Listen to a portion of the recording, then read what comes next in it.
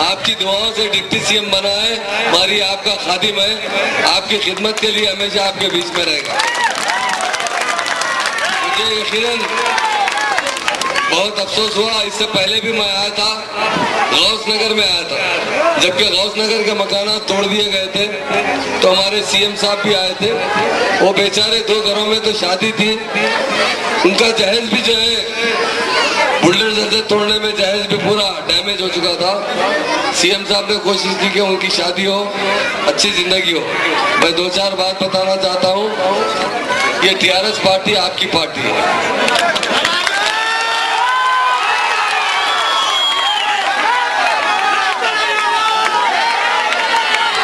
हमारी party power के लिए नहीं बनी थी, ये पार्टी तेलंगाना हासिल करने के लिए, जद्दोजहद करने के लिए एक जहादी पार्टी थी। 14 साल हमने जद्दोजहद करते रहे और आज तेलंगाना हासिल कर चुके। हमारे आनेबल सीएम साहब का एक ही नारा था, ये जो हमारी निजामी स्टेट है वो स्टेट पलट कर वापिस लेना। निजाम सरकार बादशाह थे, महाराजा किशन प्रसाद वजीर आजम थे, आज केसीआर चीफ मिनिस्टर है, तो आपका भाई डिप्टी चीफ मिनिस्टर है।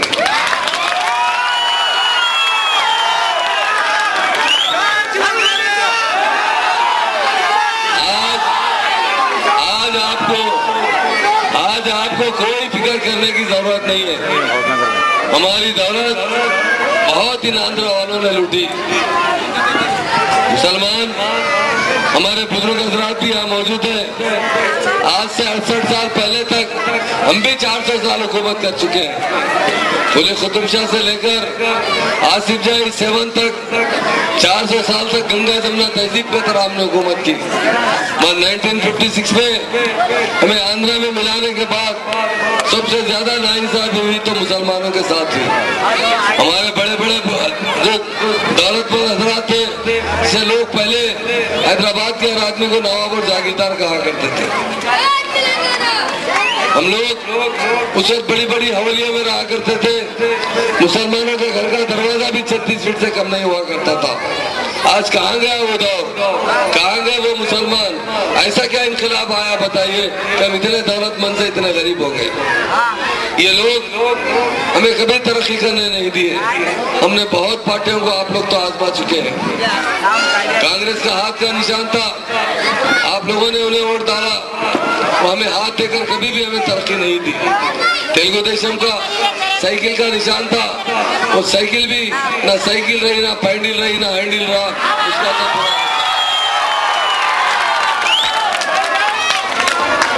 आपने पतंग को भी बहुत मौका दिया, मगर वो भी हवा में पिलती रही, आपको देखी नहीं पड़ी।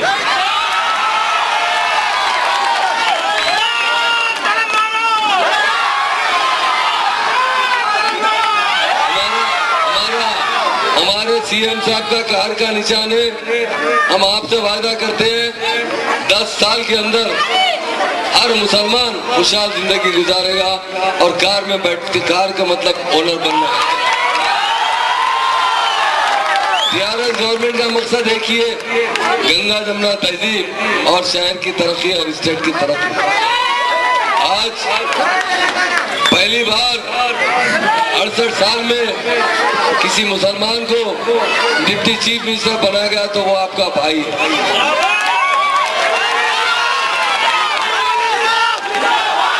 आपके भाई की खून की जरूरत पड़ेगी तो भाई देने से पीछे नहीं हटेगा। हम चाहते हैं कि मुसलमान भी तरक्की करे, दूसरी कौमों की तरह तरक्की करे। और यहाँ मुझे अफसोस हुआ कि पीने का पानी भी खरीद कर पीना पड़ता है। यकीनन मेरे लिए बड़ी दुख की बात है।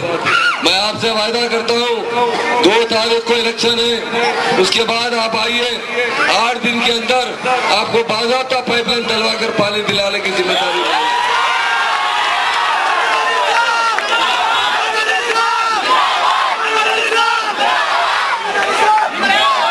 आपको किसी से डरने की जरूरत नहीं है, ये हुकूमत आपकी है। और आप लोगों ने कहा कि शेर आया, शेर आया, ये शेर भी आपका है। यकीनन मैं बहुत दुबला पतला हूँ, हमारा लीडर भी बहुत दुबला पतला है, मगर हमारा दिल जो है फौलाद फौलाद का दिल है।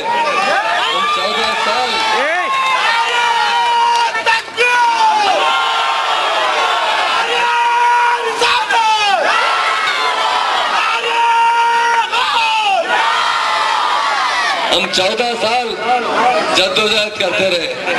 सबसे पहले हमारा मुकाबला चंद्रबाबू नायडू से हुआ।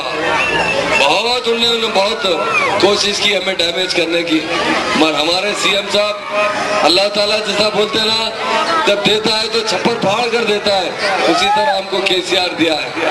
हम सबको लेकर चंद्रबाबू नायडू से लड़ते रहे, आखिरकार उसकी साइकिल पैडिल गिंडी सब खत्म हो गया 2004 में।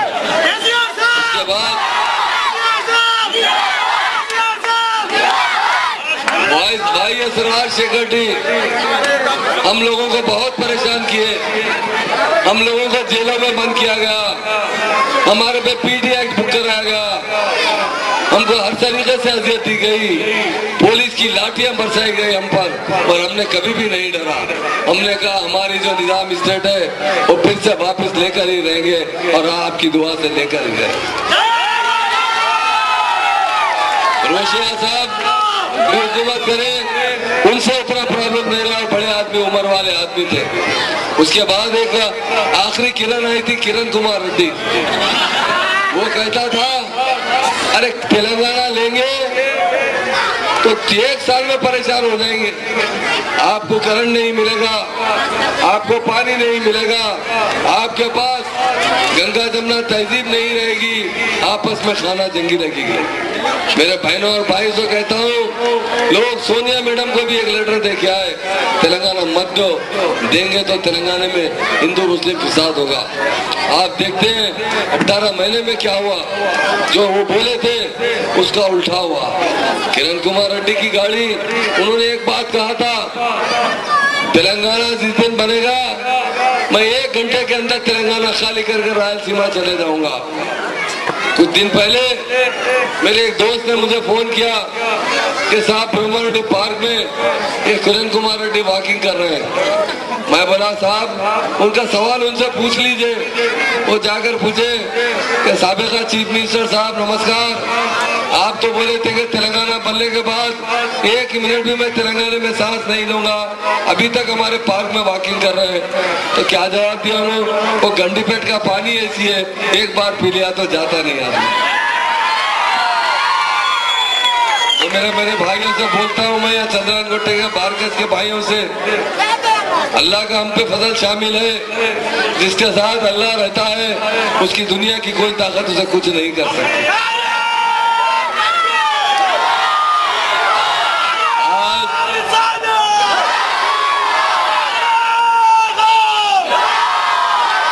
मैं आज मेरी बहनों और भाइयों को बताता हूँ, यकीनन हमारे साथ बहुत नाइंसाफी हुई।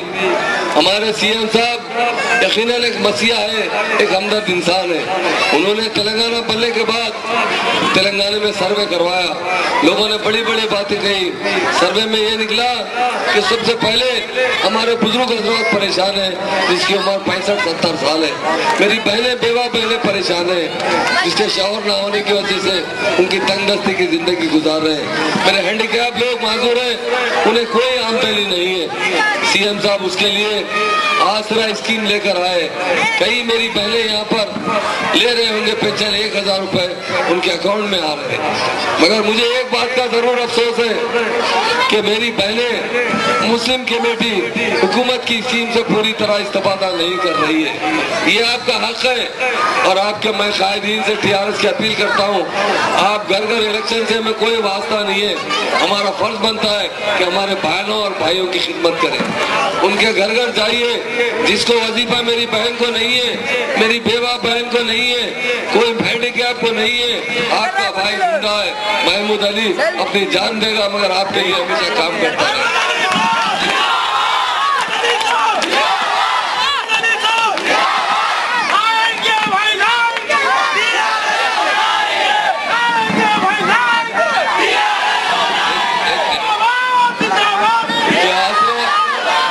ये जो है तेलुगु देशम भी देती थी महीने को 25 रुपए, कांग्रेस भी देती थी महीने को 200 रुपए, पर एक कांग्रेस में 400-500 आदमी से ज्यादा नहीं देती थी।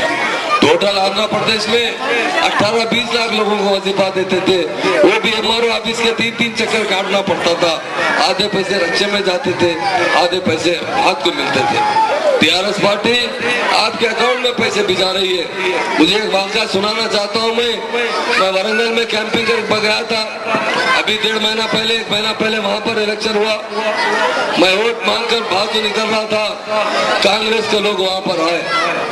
अगर मुझसे भी, मैं तो सबसे मिलके रहता हूँ, मुझसे भी सलाम अलैकुम करे।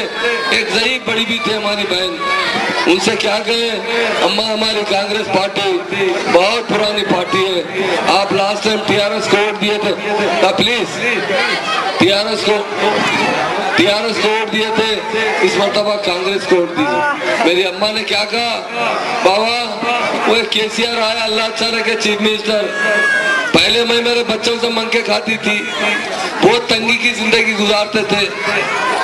मैं बहू के सामने काम करती थी, पैसे खाना मांग के खाती थी। आज अल्लाह अच्छा रखे केसीआर को मुझे 1000 रुपए दे रहा है। मैं हर 6 तारीख को जाकर राशन की दुकान से 60 रुपए देकर 60 किलो राशन लाती हूँ। जो मैं पहले अपने बच्चों से मांगती थी, आज पूरे कुंबे को मैं खिला रही हूँ और 940 रुपए मेरी थैली के अंदर है। तो आप बताइए, मेरे नौजवानों से पूछना चाहता हूँ, इस्लाम में क्या बताया गया? जिस मंजिल में बुजुर्ग रहते हैं वहाँ फरिश्ते आ जाते हैं।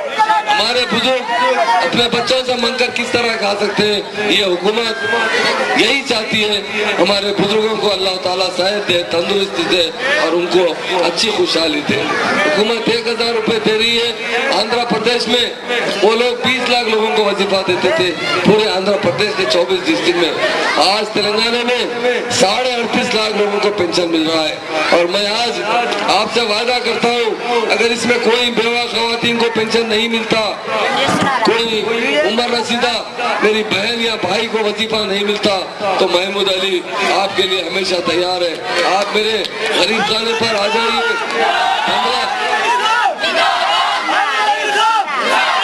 15 दिन में इंशाल्लाह आपको वजीफा कायम होगा। दूसरी बात क्या है, इस सर्वे में पहले की हुकूमत राशन पर भी फैमिली प्लानिंग की थी। अपन तो फैमिली प्लानिंग क्या करते बताइए? अपन लोग तो ऊपर वाला देता अल्लाह ताला, अपन बोलते चलो अल्लाह की मर्जी, औलाद दे रहा तो इससे बढ़ के दौलत क्या है? ये गवर्नमेंट मियाँ बीवी 3 बच्चों तक ही पैसे देती थी, चौथा पैसे में राशन देती थी, चौथा हुआ तो हुकूमत जिम्मेदार नहीं है। आप बताइए ये हुकूमत कहीं की हुकूमत है? हमारे सीएम साहब ने क्या कहा, अल्लाह ताला जिसको औलाद देता है उसका रिस्क भी उसके साथ लिखकर भिजाता है। रिस्क इंसान नहीं दे सकता, रिस्क देने वाला परवरदिगार आलम है। सीएम साहब ने क्या कहा,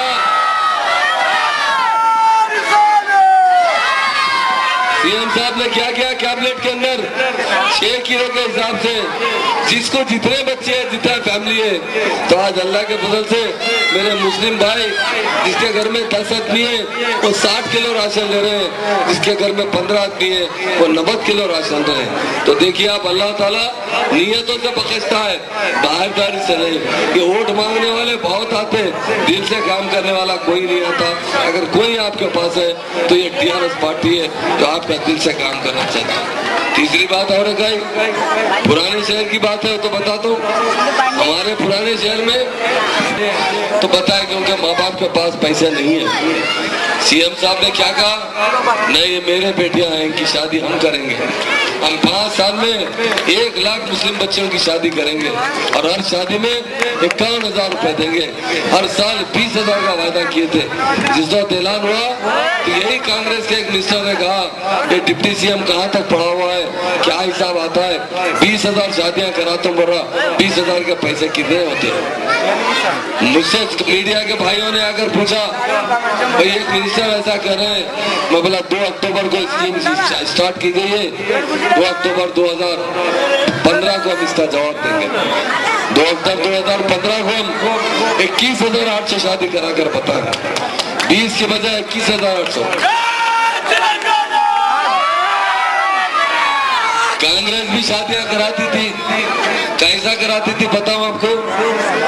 25,000 देके 300 शादी साल में कराते थे, तमाशा लगाते थे, फोटो सेशन, इधर 50 दूल्हे उधर 50 दुल्हन, पूरे हमारे आंध्र प्रदेश से 26-38 मिनिस्टर आके फोटो आ लेते, बच्चे कुछ एमएलए भी आ जाते हैदराबाद में, खाली एक फोटो सेशन लेते थे।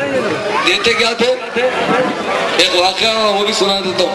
एक पहलवान साहब आए मेरे पास, साहब मैं बहुत गरीब घर की बच्ची कर ले रहा हूँ, पहलवान में तो अच्छे तगड़े थे, बारकेस में तो बहुत है। तो उन्होंने आके बोले तो मैं बोला भाई कुछ मदद, तो बोले मैं बोला जाओ वो गवर्नमेंट शादी कर रही, देखो वहाँ जाओ, कुछ दहेज वहेज देते, पलंग साड़े वाड़े, आप शादी कर लीजिए। चले तो गए, मैं भी फोन भी करके बोला कि इनको भी इंक्लूड कर लो भाई। 3 दिन के बाद मेरे से मिलने आए तो हाथ को पट्टी, सर को पट्टी, ये पट्टी सब। मैं बोला पहलवान साहब क्या होगा ये? तो बोले साहब आप क्या गलती करें? मैं क्या करा भाई, गवर्नमेंट किसकी है साहब? ऐसा पलंग दिए, शादी को पूरा टूट के देखो जख्म आ गया, सर को हाथ पाँव को जख्म आ गया।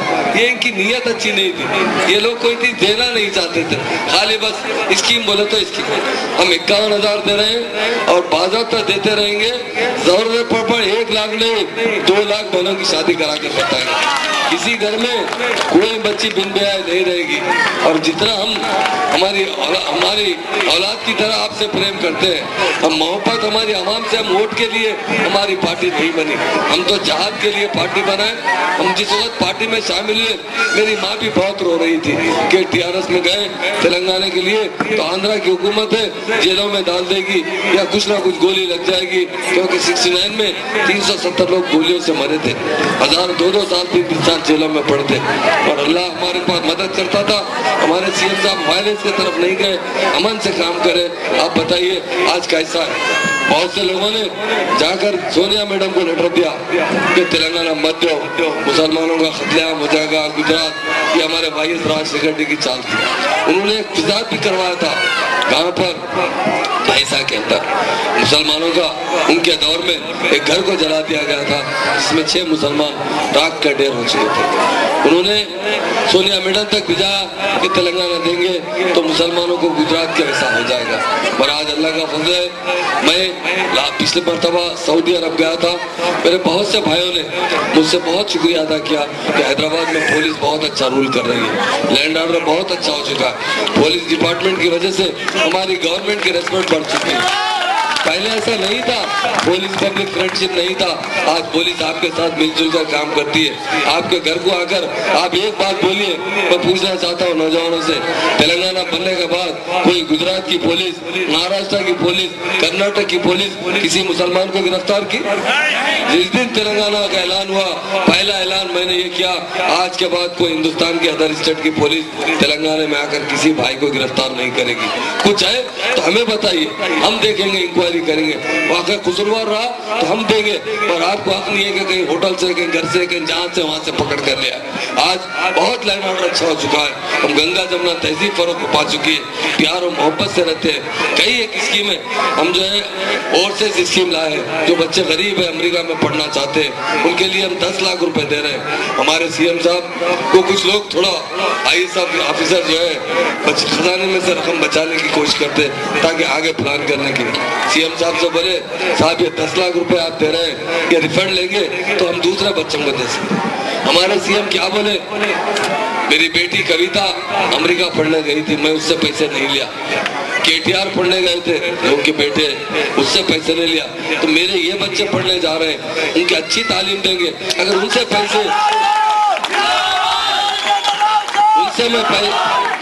मैं पैसे वसूल करूंगा तो बच्चे पढ़ेंगे कम, काम ज्यादा करेंगे। माँ बाप के पास तो पैसे नहीं है, बच्चे वहां से कमा के यहाँ भिजाना पड़ेगा। हमारे बच्चों को हम आला तालीम देना चाहते, उनसे पैसे वसूल नहीं करना चाहते। पहली स्टेट है तेलंगाना में जो इस तरीके की स्कीम लाई है। मैं तमाम भाइयों से यही कहता हूँ, आप जज्बात में मत आइए, आप टीआरएस पार्टी को साथ दीजिए, ये आपकी पार्टी है।